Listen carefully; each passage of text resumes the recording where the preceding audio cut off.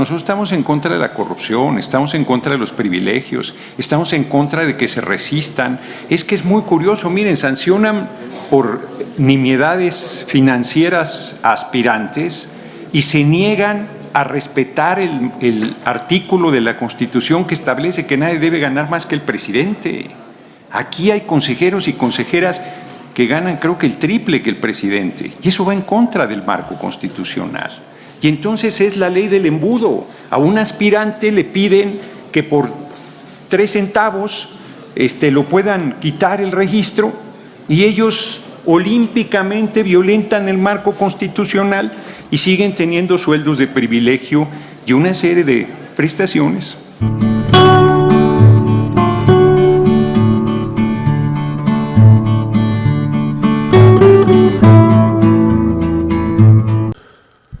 Vamos a ir a este ríspido debate que se llevó en el INE entre el diputado Fernández Noroña y los consejeros del INE.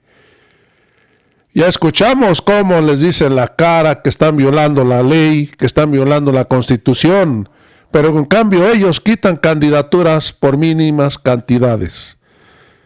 El diputado Fernández Noroña le recuerda que Raúl Morón de Michoacán le quitaron la candidatura por 11,000 pesos. A Félix Salgado Macedonio se la quitaron por 19,000 pesos. Amigos y amigas, eso lo hizo Lorenzo Córdoba y también salió el nombre de este señor que ya es de la derecha, pero siempre decía que no lo era y hoy, el domingo pasado, se descaró. Amigos, vamos a ir a este debate. Gracias, Presidenta. Buenos días a todas las personas. Primero, me quiero referir a algunos datos generales que se desprenden de este proyecto que me parecen relevantes y después algunos criterios específicos que estamos asumiendo y que yo comparto, pero quiero explicar los motivos por los cuales los comparto porque me parecen importantes. Primero, hay que recordar que para la obtención del apoyo ciudadano en el caso de quienes aspiraban a ser candidatos o candidatas independientes para la presidencia de la República se tuvieron 120 días. Para el caso de quienes tenían esta aspiración para el Senado 90 días y para quienes la tuvieron para una diputación federal 60 días. Ese fue el periodo que se estuvo revisando para la fiscalización. El universo fiscalizable respecto a cargos federales correspondió a 60 registros. 57 de estos fueron aprobados, hubo 3 cancelaciones. Para la presidencia de la República hubo 9 personas aspirantes a candidatos independientes. Tuvimos una cancelación y se presentaron 7 informes. Para el Senado de la República, 6 personas, tuvimos 2 cancelaciones y se presentaron 4 informes. Para diputaciones federales tuvimos 45 personas aspirantes, hubo ese mismo número de aprobaciones, no hubo ninguna cancelación, pero solo se presentaron 22 informes. Se registraron 7,995,594 pesos de ingresos y 7,433,615 pesos de egresos por parte de las personas aspirantes fiscalizadas. Respecto a quienes no presentaron informes y tampoco hicieron ningún reporte en el CIF, pero sin embargo sí se pudo detectar por parte de la Unidad Técnica de Fiscalización propaganda, tuvimos en el caso de la Presidencia de la República 2 personas, en el Senado 1 y de diputaciones federales 3. En total fueron 6 casos. Con relación a las sanciones, para el cargo de Presidencia de la República, el monto de las multas asciende a 183,308 pesos. Hubo 2 amonestaciones públicas, 2 personas sancionadas con la pérdida del registro o la cancelación del mismo, la pérdida del derecho a ser registradas o la cancelación del mismo, una vista a autoridades diversas al INE y 2 a la Secretaría Ejecutiva.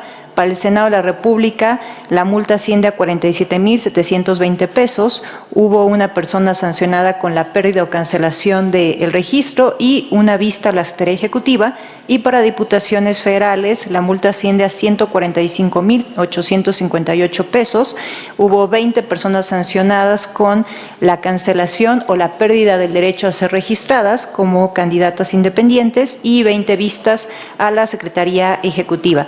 Ahora, con relación a los criterios relevantes en donde me quiero detener, destacaría 2. Uno de ellos ya lo refirió también el consejero Faz y tiene que ver con el caso de una persona aspirante a candidato independiente a la cual se está sancionando por una aportación de ente prohibido.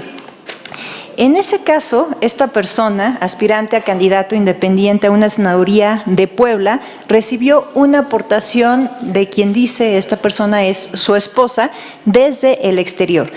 Una persona que reside en Estados Unidos de Norteamérica y que asciende a 30,000 pesos. Fue una transferencia. Ahora, la propuesta del proyecto es que ésta se sancione como una aportación de ente prohibido. Esta persona alude que su esposa tiene nacionalidad estadounidense, que reside allá, que ella se quedó en Estados Unidos y él se vino a México y por lo tanto no hizo ninguna regularización él de muchos documentos, lo cual le impidió cumplir con los requisitos necesarios para abrir una cuenta bancaria en territorio nacional, pero que incluso los recursos que le mandó, que son de él, ni siquiera son de la esposa, que son de él. Yo coincido con la propuesta del proyecto por varios motivos. Primero, porque tenemos una prohibición expresa en nuestra legislación. El artículo 401 de la Ley General de Instituciones y Procedimientos Electorales, en su numeral 1, inciso H, establece que está prohibido realizar aportaciones o donativos en efectivo, metales y piedras preciosas o en especie, por sí o por interpósita persona, a los aspirantes o candidatos independientes a cargos de elección popular, bajo ninguna circunstancia por personas que vivan o trabajen en el extranjero. Este caso, desde mi punto de vista, no es equiparable al que conocimos en algún momento entre el gobernador de Nuevo León y su esposa, porque en aquel caso estábamos hablando de libertad de expresión y el acompañamiento que podía dar una persona cónyuge en uso de esta libertad de expresión. No estábamos hablando de una aportación de dinero, era una cosa, me parece, completamente distinta. Además, en este caso en concreto, no podemos corroborar que esos recursos efectivamente pertenecen a quien aspiraba a esta candidatura independiente. No hay manera de que lo podamos comprobar como él lo manifiesta. Por esos motivos, yo estoy de acuerdo con esta sanción y eso me lleva también al asunto que mencionó el consejero Martín Faz sobre el aspirante a la candidatura independiente para la presidencia de la República, Eduardo Verástegui. Yo concuerdo con que tenemos que hacer una investigación, se tiene que abrir un procedimiento oficioso, pero además, vamos, si estoy de acuerdo con este criterio que involucra 30,000 pesos, con mucho mayor razón estoy de acuerdo con este criterio que, por lo que dice el consejero Faz, puede involucrar casi 7 millones de pesos. Pero adicionalmente a eso, me parece que no podemos permitir que las personas, sujetos obligados, nos estén entregando estados de cuenta atestados. Si a nosotros no se nos puede imponer ningún secreto bancario, fiduciario, etcétera, mucho menos una persona aspirante nos puede dar estados de cuenta atestados. Eso no lo podemos permitir y por supuesto que se tiene que investigar. Ahora, otro criterio en el que quería detenerme es en considerar como presentados de manera extemporánea los informes presentados por aspirantes a candidaturas independientes. Nosotros, en este caso, estamos dando esa permisión y esto es considerando las circunstancias particulares que enfrentan quienes aspiran a una candidatura independiente, porque hay que reconocer que en esta fase de apoyo ciudadano, a diferencia de quienes son precandidatos, precandidatas partidistas, no reciben un financiamiento público las personas que aspiran a una candidatura independiente. Ya incluso iniciado también el periodo de campaña, no tienen el mismo tratamiento por los recursos públicos que reciben, que son muy distintos, por el acceso a radio y televisión, que es mucho menor, e incluso en el tema de los recursos públicos se encuentra topado lo que pueden recibir, de tal forma que si hay varias personas candidatas independientes para un cargo, se divide esa bolsa entre todas las personas, pero si solamente hubiera una, no se puede quedar con todo ese monto esa persona. Entonces, la propia Sala Superior ha reconocido que las personas candidatas independientes sí tienen una condición un tanto desventajosa para la competencia y eso ha hecho que establezca criterios concretos para las candidaturas independientes que tiene que ver, por ejemplo, con la posibilidad de que estas personas sí puedan tener un financiamiento superior a través de aportaciones al financiamiento público que reciben en campañas. Por ese motivo yo estoy de acuerdo con este trato diferenciado, porque además el hecho de que sí hayan presentado el informe, aunque no haya sido en tiempo, me parece que demuestra la voluntad de querer cumplir a pesar de la propia inexperiencia experiencia que puedan tener, pero también a pesar de la ausencia de la estructura partidista con la que estas personas no cuentan, ¿no? Entonces, yo estaría de acuerdo con ese criterio, pero creo que es importante explicar los motivos de por qué se está asumiendo en este caso concreto. Gracias, Presidenta. Gracias, consejera Dania Rabel. ¿También ha solicitado la palabra el consejero Jaime Rivera? ¿No? Ok. No tengo más registros de solicitud de palabra. Adelante, consejero O'Keefe. Gracias, presidenta. Estamos ante un dictamen que resulta de un trabajo muy profundo de la unidad y de sus diversas ramas y líneas de operación. Y por esto pudimos saber de una cantidad de casos en los que potenciales precandidatos, supongo que ese deberá ser el nombre de quienes aparecieron en el periodo de procesos internos, que no presentaron informes de sus actividades de precampaña, y se propone la aplicación de la sanción establecida en el 229, numeral 3, de la ley electoral. Este es un debate que no es nuevo, que tuvo un punto muy álgido en la elección del 21 en relación a dos candidatos a gobernador, a los que por algunos gastos de precampaña no declarados se les canceló el derecho a ser registrado. Consistente con la posición que mantuve en ese debate y alguno posterior, yo solicito que se vote que haya un voto diferenciado de la sanción de pérdida de derecho a ser registrado de los aspirantes a Presidencia de la República, Senaduría y Diputaciones Federales establecidos en este punto, y que por el contrario se proceda a la individualización de la sanción dependiendo de los casos, pudiendo aplicarse en términos de la propia ley distintos rangos de sanción entre amonestación y multa. La razón de mi oposición a la aplicación del 229, numeral 3, es que dados los montos y el alcance de las precampañas detectadas, me parece que la sanción de pérdida de registro, de derecho a ser registrado, que hagámonos cargo, es una sanción muy grave, es un derecho electoral básico, el derecho a ser votado. Entonces, la imposición de una sanción así de grave me parece que entra en contradicción con el texto constitucional que ordena que las sanciones deben ser proporcionales. Me parece que esta es una sanción desproporcionada y que en consecuencia no es de aplicarse ciñéndonos a la Constitución política de los Estados Unidos mexicanos. Volveré sobre el punto sin repetir mi argumento, espero, no me comprometo, en el siguiente punto del orden del día, para particularizar los casos, los puntos de ese acuerdo a los que pido también se vote la sanción de manera diferenciada. Muchas gracias. Gracias, consejero O'Keefe. Hará uso de la palabra el representante del Poder Legislativo del Partido del Trabajo, diputado Fernández Noroña.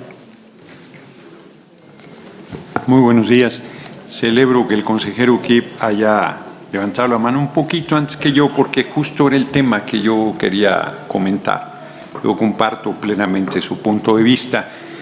Nosotros en 2021, en una revisión de este tipo, que por cierto celebro, es un trabajo muy profesional, me llamó mucho la atención la intervención del consejero Faz sobre el tema del aspirante Verástegui y los montos y los orígenes de los recursos que quiso ocultar, y que a pesar de ello fue posible detectar, y comparto con él la preocupación de que ese tema debería profundizarse.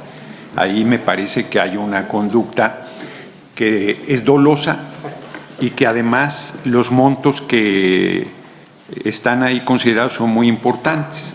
Nosotros en 2021 nos quedamos, fueron actos de injusticia, protestamos aquí afuera, así lo consideramos nosotros, por el retiro de las candidaturas a Raúl Morón en Michoacán y a Félix Salgado Macedonio en Guerrero, por cantidades ínfimas. Yo creo que tiene razón, consejero Quive Espadas, que es una sanción desproporcionada, que es una sanción que debería ser la última en realizarse ante situaciones de una gravedad extrema y no pues cuando hay detecta alguna insuficiencia en el reporte financiero correspondiente. Yo creo que eso es muy, muy importante. Y por cierto, en ese orden de ideas, yo quiero plantear también que nosotros, cuando digo nosotros me refiero a nuestro movimiento, queremos el fortalecimiento de este órgano electoral. Aquí estamos, aquí participamos. Efectivamente, nuestra lucha de décadas fue por construir un árbitro imparcial y no que el gobierno tuviera el control de los procesos electorales. Nosotros, como aquí lo he manifestado en diferentes momentos, tenemos compañeros, compañeras que perdieron la vida simplemente por luchar por la defensa del voto. Para nosotros esta institución es muy cara, en el sentido de muy, muy importante. Y el que pueda tener transformaciones no quiere decir que le estemos atacando. Pues cuando el IFE cambió a INE, nadie dijo que lo querían desaparecer. Me parece inconcebible que ayer un expresidente del INE plantee estas cosas. Y él sí tuvo aquí parte en esa decisión arbitraria de retirarles el registro a Raúl Morón y a Félix Salgado Macedonio. Además, con un desconocimiento de la historia impresionante. Él dice que la Constitución nos incluye a todos. En cuanto a derechos, sí. En cuanto a historia, no. La Constitución que nos rige es la de 1857, una Constitución liberal, que dejó fuera a los conservadores, absolutamente fuera. Y la reforma a la Constitución del 17 dejó fuera a un sector muy amplio de los revolucionarios, porque fueron los constitucionalistas quienes triunfaron y determinaron las reformas profundas a la Constitución de 1917. Falso que esté en riesgo la Constitución, falso que esté en riesgo el que hagamos una reforma a la Constitución y eso implique que queden fuera mexicanas y mexicanos que tienen los mismos derechos. Nosotros estamos en contra de la corrupción, estamos en contra de los privilegios, estamos en contra de que se resistan. Es que es muy curioso, miren, sancionan por nimiedades financieras a aspirantes y se niegan a respetar el artículo de la Constitución que establece que nadie debe ganar más que el presidente. Aquí hay consejeros y consejeras que ganan creo que el triple que el presidente y eso va en contra del marco constitucional. Y entonces es la ley del embudo. A un aspirante le piden que por 3 centavos lo puedan quitar el registro y ellos olímpicamente violentan el marco constitucional y siguen teniendo sueldos de privilegio y una serie de prestaciones de absoluto privilegio con fideicomisos que les dan ventajas. De eso es de lo que estamos hablando cuando planteamos una serie de cambios al marco constitucional y no de atentar contra las instituciones, contra el voto de la gente. Hay funcionarios del INE que están capacitando diciendo que es la última elección, que este órgano va a ser, que va a desaparecer, que está en peligro la democracia. Mismo discurso hipócrita que hizo ayer Lorenzo Córdoba Vianello. Entonces, yo creo que debería existir mucho más ponderación, mucho más congruencia entre lo que se exige, lo que se plantea y lo que se lleva a cabo. Así es que como doy una de sal, doy una de azúcar. Reconozco el valioso trabajo que está siendo presentado aquí, el esfuerzo, el profesionalismo, pero comparto que a la hora de juzgar, sobre todo a la hora de castigar, debería haber mucho más sensibilidad, mucho más congruencia, mucho más humanidad, porque estamos hablando del derecho más caro que tiene un ciudadano, el derecho no solo a votar, sino a ser votado. y el que pasen por encima de tu derecho a poder participar, ya de por sí para los, como aquí también se ha manifestado, para los candidatos independientes, o sea, de los partidos no salen en una misma línea porque dependiendo de la fuerza del partido tienen ventajas legítimas y un candidato independiente empieza como 50 metros atrás de la meta. Entonces, todas estas cosas deben estar en la balanza del juzgador a la hora que determina una sanción y no debe ser una sanción que tome el marco legal de manera absolutamente rígida desde mi punto de vista. Yo termino planteando que cuando hicimos el cierre de campaña del hoy compañero presidente, nos negaron el Zócalo. Ayer la derecha pudo llenar el Zócalo sin ningún problema. Solo le digo que nosotros llenamos el Zócalo creo que desde los 80s. Nos llevó un poquito llegar al poder, o sea que les va a tardar un poco, aparte de llenar el Zócalo, el que puedan regresar a ejercer el gobierno de nuestra patria. Muchas gracias. Gracias, señor consejero del Poder Legislativo. ¿Alguien?